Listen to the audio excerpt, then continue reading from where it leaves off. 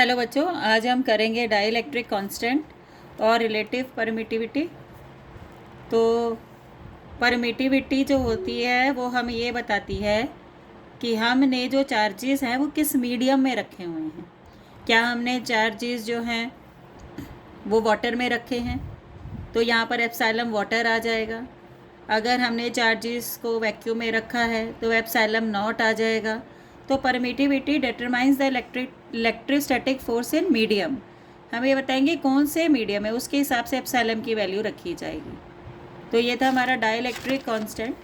अब dielectric constant को हमने मैथमेटिकली क्या करना है, जब हम दो चार्जेस को वैक्यूम में रखते हैं तो कूलम फोर्स जो होती है वो होती है F0 1/4 pi epsilon naught Q1 Q2 by r square. तो जो हमारा वैक्यूम है उसके लिए एप्सिलम नॉट आएगा। अगर हमने यही दो चार्जेस उठाकर किसी मीडियम में रख दिए, मीडियम वाटर भी हो सकता है या कोई और भी मीडियम हो सकता है, तो अगर हमने उसको मीडियम में रख दिया तो FM जो है 1/4 pi epsilon M Q1 Q2 by r square. हमने दोनों को डिवाइड कर दिया, 1 को 2 से हमने क्या कर दिया, डिवाइड कर दिया। F0 ऊपर रखा, FM नीचे रखा। ये भी हमने वो F0 की वैल्यू ऊपर रखी, F0 की वैल्यू नीचे रखी। 1/4 पाई से 1/4 पाई कट गया। Q1 से Q1, Q2 से Q2 कट गया, आर स्क्वायर से आर स्क्वायर कट गया, और हमारे पास आया epsilon M upon epsilon not, मतलब permittivity in medium upon permittivity in vacuum. तो इसको हमने बोला एप्सिलम R रिलेटिव परमिटिविटी, या फिर हमने इसे बोला डाइलेक्ट्रिक कांस्टेंट। तो it is the ratio of, जो डाइलेक्ट्रिक कांस्टेंट होता है it is a ratio of epsilon M मतलब relativity in medium to relativity in vacuum, उसको हम रिलेटिव परमिटिविटी बोलते हैं। या फिर हम डाइलेक्ट्रिक कांस्टेंट को एक दूसरे ढंग से भी डिफाइन कर सकते हैं, force between the two charges in vacuum upon force between the two charges in medium. तो इस तरह से भी हम रिप्रेजेंट कर सकते हैं। तो हमने जो डाइलेक्ट्रिक कांस्टेंट को फोर्स की टर्म में भी डिफाइन कर लिया और एप्सिलम की टर्म्स में भी हमने इसको डिफाइन कर लिया। अब है हमारा डाइलेक्ट्रिक कांस्टेंट जो है वो K से रिप्रेजेंट किया जाता है, F0 अपॉन FM। अब अगर देखो आप, जो F0 है वो होता है FM डिवाइडेड बाय, जो FM है सॉरी, जो F0 डिवाइडेड बाय K होता है। मतलब अगर उसकी जो फोर्स है वैक्यूम में 80 लग रही है और आपने जाके इसको ऐसे मीडियम में रख दिया जिसका डाइलेक्ट्रिक कांस्टेंट भी 80 है, तो उस पर फोर्स सिर्फ 1 न्यूटन की लगेगी।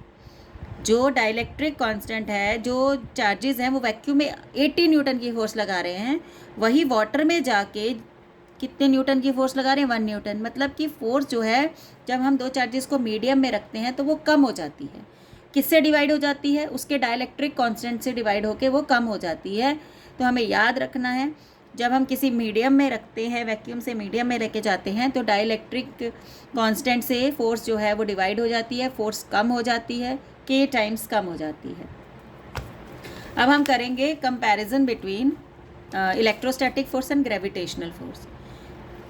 इलेक्ट्रोस्टैटिक फोर्स होती है चार्जेस के बीच की, पॉजिटिव पॉजिटिव में रिपल्शन, नेगेटिव नेगेटिव में रिपल्शन, पॉजिटिव नेगेटिव में अट्रैक्शन। तो ये अट्रैक्टिव फोर्स होती है। और ये जो होती है ग्रेविटेशनल फोर्स, सॉरी, अट्रैक्टिव और रिपल्सिव दोनों होती हैं, क्योंकि पॉजिटिव पॉजिटिव में रिपल्शन, पॉजिटिव नेगेटिव में अट्रैक्शन, और नेगेटिव नेगेटिव में रिपल्शन। तो इलेक्ट्रोस्टैटिक फोर्स दोनों टाइप की होती है, अट्रैक्टिव भी होती है और रिपल्सिव भी होती है। वेयर एज ग्रेविटेशनल फोर्स जो है ऑलवेज अट्रैक्टिव होती है। हाँ, हमारा जो इलेक्ट्रोस्टैटिक फोर्स है अभी अभी हमने पढ़ा, मीडियम पे डिपेंड करता है। मीडियम चेंज होने से फोर्स की वैल्यू चेंज हो जाती है, जैसे मैंने अभी डाइलेक्ट्रिक कांस्टेंट में बताया आपको। और ग्रेविटेशनल फोर्स मीडियम पे डिपेंड ही नहीं करता, बीच में कोई भी medium I, does not depend upon the nature of the medium. Electrostatic force gravitational से बहुत स्ट्रॉन्गर होता है। Gravitational is the weakest force of nature, तो ये वीकर होता है। अब हम इसकी सिमिलैरिटीज़ करते हैं। दोनों जो फोर्सेस के फॉर्मूले में इन्वर्स स्क्वायर लॉ होता है। अगर आप देखें, जो इलेक्ट्रोस्टैटिक फोर्स है उसके फॉर्मूले में है 1/4 pi epsilon naught Q1 Q2 by r square. इधर भी आर स्क्वायर आ रहा है, F is inversely proportional to r square, तो ये भी इन्वर्स स्क्वायर लॉ कर रहा है। और F is equal to G M1 M2 by r square, ये भी इन्वर्स स्क्वायर लॉ फॉलो कर रहा है। दोनों ही इन्वर्स स्क्वायर लॉ फॉलो करते हैं। ये प्रोडक्ट ऑफ द चार्जेस के डायरेक्टली प्रोपोर्शनल होता है, ये प्रोडक्ट ऑफ द मासेस के डायरेक्टली प्रोपोर्शनल होता है। दोनों ही सेंट्रल फोर्स होती है। अब ये वाली समझने वाली बात है कि दोनों ही सेंट्रल फोर्स होती हैं, मतलब कि ये जो फोर्स लगती है लाइन जॉइनिंग द सेंटर पे लगती है। लाइन जॉइनिंग द सेंटर पे लगती है। और कंजर्वेटिव फोर्स भी होती हैं दोनों ही। दोनों कंजर्वेटिव का मतलब it does not depend upon the path followed, it only depends upon the initial and the final position. और ये दोनों ही जो फोर्सेस है वो वैक्यूम में ऑपरेट करती हैं। Both the forces operate in vacuum. तो these are the similarities between the electrostatic force and the gravitational force. अब हमने ये तो बोल दिया कि इलेक्ट्रोस्टैटिक फोर्स स्ट्रॉन्गर है ग्रेविटेशनल फोर्स से, लेकिन हम प्रूव कैसे करेंगे? देखो, जब हम अपने बालों के साथ स्केल को रब करते हैं तो वो छोटे छोटे बिट्स ऑफ पेपर को अपनी तरफ क्या कर लेता है? अट्रैक्ट कर लेता है। किस कारण से? आपको पता है, फ्रिक्शन से रबिंग हुई और रबिंग के कारण इस पर चार्ज आ गया, इसने इसमें इंडक्शन करी और इंडक्शन के कारण ये अट्रैक्ट हो गया। मतलब इलेक्ट्रोस्टैटिक जो ओरिजिन के कारण ये इससे अट्रैक्ट हो रहा है। अब ग्रेविटेशनल क्या होता है? ये पेपर को ग्रेविटेशनल फोर्स के कारण नीचे गिर जाना चाहिए, लेकिन ये क्या हो रहा है? ये तो इसी के साथ चिपका रह रहा है।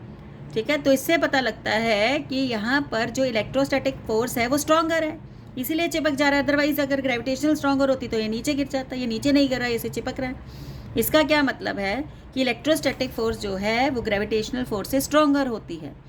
तो हमने एग्जाम्पल देके ये समझा दिया that electrostatic force is much stronger than a gravitational force. अब नेक्स्ट टॉपिक है force between the multiple charges. बहुत सारे चार्जेस रखेंगे और एक चार्ज के ऊपर हम फोर्स निकालेंगे। मान लो हमने ये Q0 चार्ज पे फोर्स निकालनी है।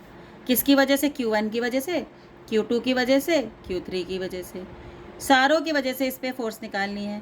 Q1 भी इस पर फोर्स लगाएगा। कितनी लगाएगा? इतनी लगाएगा कि Q0 Q1 R1 not cube R1 not. Vector form में मैंने इसको लिख दिया। 0 भी 2 पे फोर्स लगाएगा, सॉरी 2 भी 0 पे फोर्स लगाएगा। कितनी लगाएगा? के Q0 Q2 R2 not vector R2 not cube. और इसी तरह से 3 भी लगाएगा, इसी तरह से n भी लगाएगा। जो टोटल फोर्स होगी उसका हम वेक्टर सम लेंगे। तो हमारे को जो टोटल फोर्स मिलती है सारे इंडिविजुअल फोर्सेस का हम क्या लेते हैं? Vector sum. जो 1 ने 0 पे लगाई, जो 2 ने 0 पे लगाई, जो 3 ने 0 पे लगाई, सबकी फोर्स अलग अलग निकाल लेंगे और उसको क्या कर देंगे? वेक्टर सम कर देंगे। तो हमारे पास टोटल फोर्स आ जाएगी। तो हमने बोला when a number of charges are interacting, the total force on a charge is vector sum of all the vector sum of force exerted on it due to all other charges। मैंने बोला कि अगर एक charges पर force निकालनी है बाकी सभी चार्जेस की वजह से, तो पहले एक एक की फोर्स निकालेंगे, फिर उनका क्या कर देंगे? वेक्टर सम कर देंगे। तो हमने यहाँ पर इसको ऐड कर दिया, वेक्टर सम किया, तो हमारे पास आया। समीशन के फॉर्म में लिखेंगे। देखो, के को के लिखा हमने, Q0 हर जगह एक जैसा था तो उसे एक जैसा लिखा। दूसरा जो चार्ज है Q1 Q2 काउंटिंग चल रही है, जिसके नीचे काउंटिंग चलेगी वो I लिख लोगे आप, QI लिख लिया। R हमने एज इट इज़ उतारा, देखिए। और दूसरे पहले वाले जो डिजिट पे काउंटिंग चल रही है तो I लिख दिया, दूसरे वाला डिजिट सेम है तो सेम उतार दिया। सिमिलरली नीचे भी हमने ऐसे ही किया। तो हमारी जो टोटल फोर्स है समीशन कहाँ से शुरू हो रहा है? I शुरू हो रहा है 1 से और कहाँ तक जा रहा है? n तक। तो K Q0 QI RI not vector RI not cube. ये हमारा हो गया सुपरपोजिशन प्रिंसिपल।